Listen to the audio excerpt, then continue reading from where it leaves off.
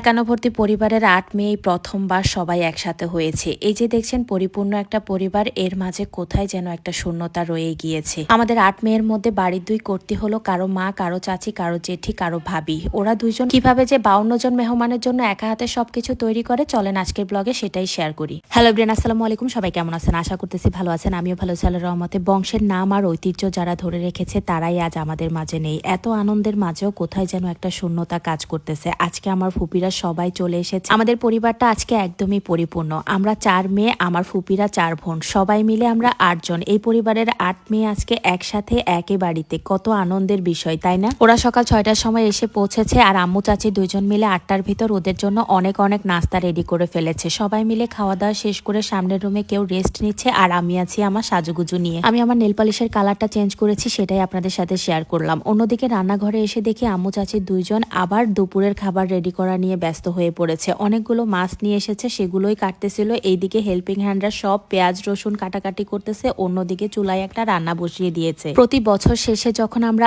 8 মে সবাই একসাথে হই, বাড়িতে একটা হুলস্থুল কাণ্ড লেগে বসে, মানে পুরো মনে হয় বিয়ে বাড়ি। আচ্ছা, এবার 8 মেয়ের গল্পটা ছোট্টভাবে আপনাদেরকে বুঝিয়ে বলি। আমার দাদার 4 মেয়ে, আর আমার আব্বুরা যেহেতু 3 ভাই, আমার আব্বুর আমি একটা মেয়ে, বড় কাকার 2টা মেয়ে, ছোট কাকার একটা মেয়ে। তো সেদিক দিয়ে দেখতে গেলে আমরা 4 বোন, ওরা 4 বোন, আমরা 4 বোন, 8 বোন। তাদের মধ্যে আমি চলে গিয়েছি, মানে আমার কাজিনদের মধ্যে আমার বিয়ে হয়েছে, আর এখনো 3 জনের বিয়ে হয়নি, ওরা আনম্যারিড। ওরা সবাই তো বাড়িতেই থাকে। আর প্রতি বছরের শেষে আমরা 8 মে এভাবেই একসাথে হই। যাই হোক, এই তো সেই সাথে নাতিপুতি তো আছে। সবাই মিলে 52 জনের একটা পরিবার, মাশাআল্লাহ। সবার জন্য এভাবেই প্রতিদিন রান্না করা হবে এখন আমরা যতদিন আছি। তো আজকে দুপুরে রান্নার আয়োজন করা হচ্ছে চাচির ঘরে, মানে আম্মু চাচি দুজন এখন যেহেতু আলাদা আলাদা, তাই একদিন আম্মু রান্না করবে, একদিন চাচি রান্না করবে। এভাবে মেহমানরা যতদিন থাকবে আম্মু চাচি দুইজন রান্না করবে। তাদেরকে আমিও একটু একটু করে হেল্প করতেছিলাম, যেহেতু আমার ফুপিরা 3 জন গিয়েছে মেজু ফুপির বাসায়। মানে আমার একটা ফুপি দেশের বাড়িতে, তার বাড়ি গাড়ি সবকিছুই আছে, কিন্তু ঢাকায় থাকে। তো যাই হোক, ফুপি যেহেতু এসেছে অনেকদিন পর, তাই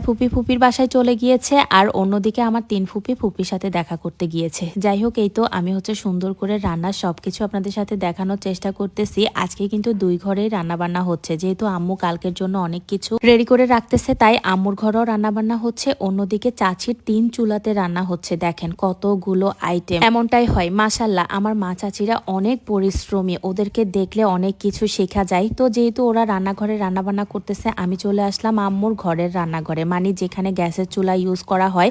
তো ওখানে আমি একটু স্যান্ডউইচ বানাবো। অনেক বাচ্চা কাচ্চা আজকে বাসায়, প্রায় 16-17 জনের মতো। সবার খিদা লেগে গিয়েছে। এখন বাজে 12টা। সবাই যেহেতু সকালের খাবারটা 8টার ভিতর শেষ করে ফেলেছে, তাই সবারই খিদা লেগে গিয়েছে। তো আমি যেটা করলাম, বড় বোনের কাছে সবাই আবদার করেছে তাদের খিদা লেগেছে কিছু বানিয়ে দেওয়ার জন্য।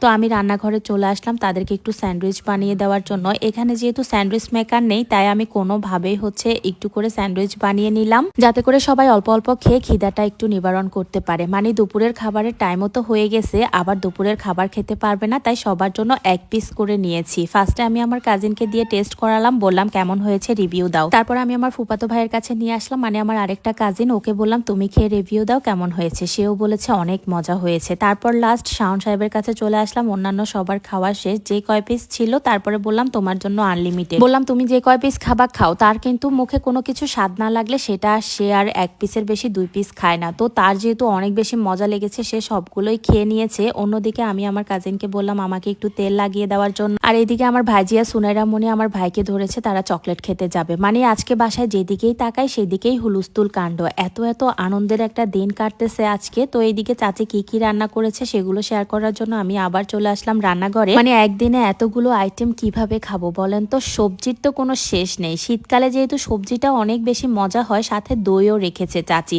তো 2টা মাছের আইটেম, তারপর মুরগি দিয়ে ডাল ভুনা, অনেক রকমের সবজি, সবকিছু মিলিয়ে আজকে দুপুরের খাবার অলরেডি রেডি। তারপরে আমি চলে আসলাম ভাবির তেল বানানোর জন্য। আমাদের এভরিথিং কালেকশন পেজে যেহেতু তেলও সেল করা হয়, অনেকগুলো তেল অর্ডার এসেছে, তাই তেল বানানো শুরু করে দিয়েছে ভাবি। যাই হোক, যাদের তেল লাগবে তারা আমাদের এভরিথিং কালেকশন পেজে যোগাযোগ করতে পারেন।